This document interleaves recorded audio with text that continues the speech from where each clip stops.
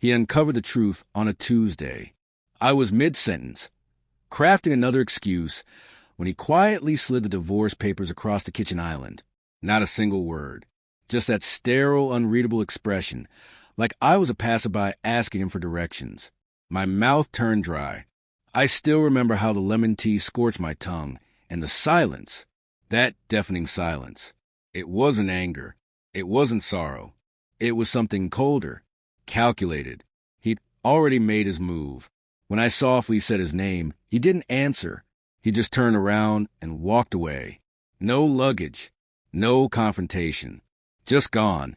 I thought I'd won, that his silence meant surrender. I had no idea it was the opening act to a slow, meticulous ending.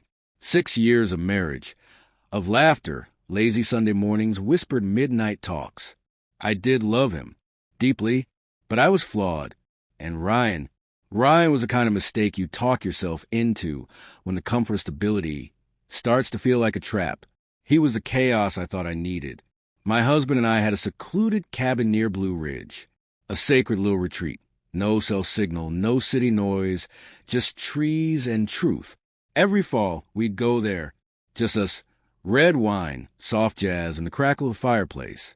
It was our secret refuge. 3 weeks after the divorce papers were served, I brought Ryan there. I told myself I needed air, space, something new. Ryan thought the getaway was romantic. What he didn't know was the cabin had eyes. I didn't realize my husband truly knew. Really knew, until I got an alert at 2 a.m. from the cabin security system. Motion detected. I opened the app, half asleep, and saw him, my husband, at the cabin. 1 week after I'd been there with Ryan, he moved through the room slowly, like he was walking through the ruins of something sacred. He didn't touch a thing, just wandered. In the bedroom, he stood still for minutes, gazing at the sheets I hadn't bothered to change. Then he walked out. No mess, no message, just silence. I watched that footage again and again. From that night on, I started keeping a knife beneath the bed. Ryan laughed when I told him, said I was paranoid. But I couldn't forget the look in my husband's eyes. It wasn't pain. It was intent. 2 weeks later, Ryan disappeared. He was supposed to meet me at an art gallery. Never showed. I called, texted. Nothing. Hours passed. Then the phone rang. A sheriff, calm voice, said they'd found a body at a remote cabin. No signs of forced entry. No valuables taken. Just blunt force trauma. And time. The cabin. Our cabin. My legs gave out before he finished the sentence. I drove there myself. I had to see it. I had to touch the reality with my own hands. Police tape fluttered in the wind.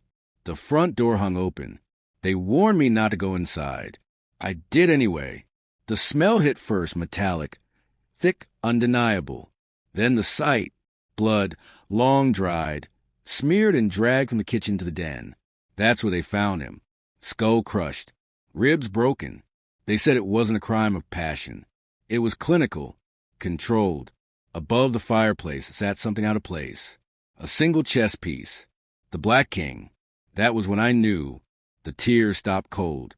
All this time, I thought I was the one pulling strings. I believed I had the power. But he'd waited until my guard was down, then flipped the board. I went home. Never spoke to the police. Didn't need to. There were no fingerprints. No witnesses. No motive anyone could prove. Ryan became just another unsolved file in a cold case drawer. 3 days after the funeral, my husband called. His voice was calm, deliberate. I told you once, he said. Everything has a cost. I couldn't speak. He didn't linger. One day, he added, you'll understand. Maybe even thank me. Then the line went dead. The next month became a spiral. I tore through everything he'd left behind. Emails, hard drives, old storage boxes.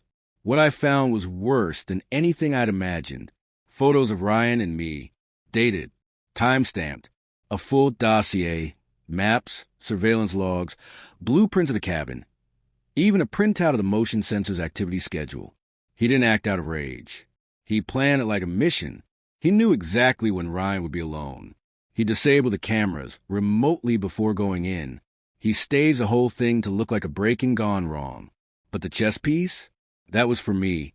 I tried to hate him. I really did. But the truth was, I wasn't afraid of justice. I was terrified of how much I respected him. He didn't shout, didn't beg. He simply executed a move I never saw coming and left me with the aftermath. No body to bury with peace. No confession to seek closure. Just silence and the slow unraveling of a marriage into mist and memory. People ask why I never remarried, why I avoid talking about those years. I just smile. There's nothing left to explain. I betrayed the only man who truly knew me, and he didn't answer with heartbreak.